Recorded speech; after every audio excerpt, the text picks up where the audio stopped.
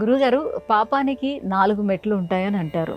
స్వర్గానికి నిచ్చెనల వల్లే పాపానికి కూడా మెట్లు ఉంటాయా? ఉంటాయమ్మా. ఎందుకనంటే పాపానికి 4 దశలు అన్నారు. 4 దశలకి 4 పేర్లు పెట్టారు. ఒకటి పొరపాటు, 2 తప్పు, 3 నేరం, 4వది ఘోరం. సరే, మన వాళ్ళు ఇప్పుడు నేరాలు ఘోరాలు అని చెప్పి ఆ చివరి రెండింటినే కలిపేసేసారు. ఇప్పుడు మన వాళ్ళు ఆ మొదటి 2 వదిలేసేసారు. కానీ పాపం అనేటువంటి దశ ఈ 4ంటిలోనూ ఉంటుంది. పొరపాటు, తప్పు, నేరము, ఘోరము. ఈ 4 దశలంటే ఎలాగ సమన్వయించుకోవాలంటే, ఇప్పుడు పొరపాటు అని అంటే అందరికీ తెలిసిందే. ఒకటి రాయిపోయి ఒకటేదో రాస్తాం. ఏదో దేవుడి పేరు ఇలా రాయాలనుకోండి, ఇప్పుడు కృష్ణ రాయాలండి.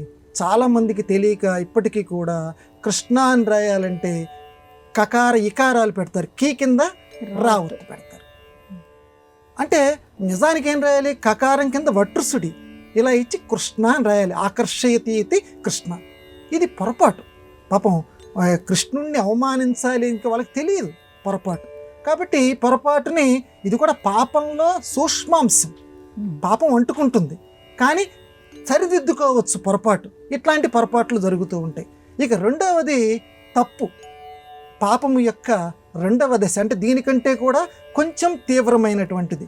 ఉదాహరణకి మన అధునాతన సమాజంలోనే మనం అన్వయం చేసుకుంటూ ఉంటుంటే, రోడ్డు మీద వెళుతుంటాం, మనకి చాలా అత్యవసరంగా మనం వెళ్ళాలి, సిగ్నల్ పడుతుంది.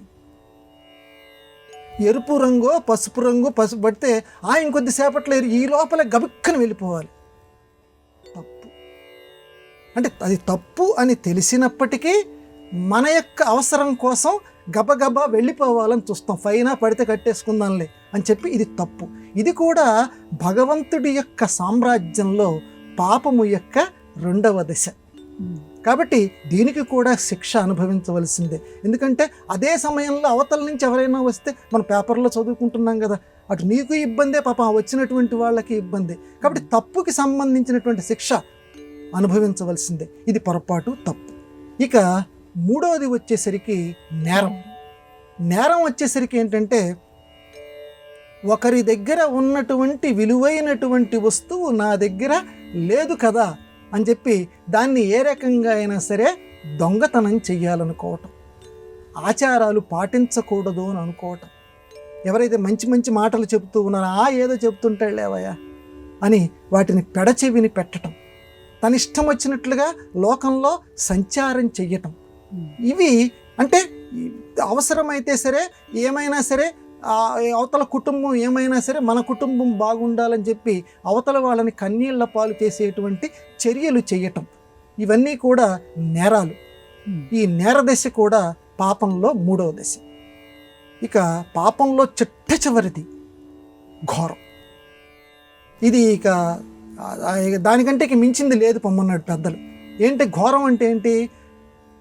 నాకు ఎదుటి వ్యక్తి దగ్గర ఉన్నటువంటి వస్తువు కావాలి, ఆ వస్తువు ఇవ్వటం లేదు కాబట్టి ఏం చేస్తాను అనమాట, పొడి చేస్తాను, చంపేస్తాను.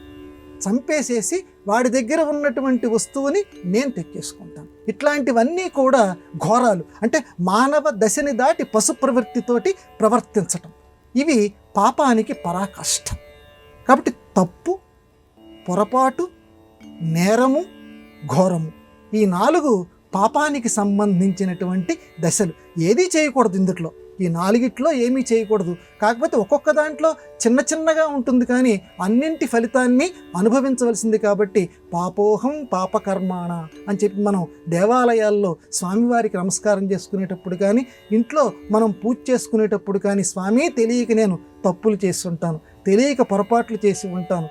అయితే నేరాలు కూడా ఏదైనా చెయ్యాలని నా మనసులో అనిపించవచ్చు. నేను చేయకపోయినా ఈ మనస్సున్నదే చండాలపు కొంప ఇది అనిపించవచ్చు. ఘోరాలు చెయ్యాలి అనే ఆలోచన కూడా మనసులో రావచ్చు.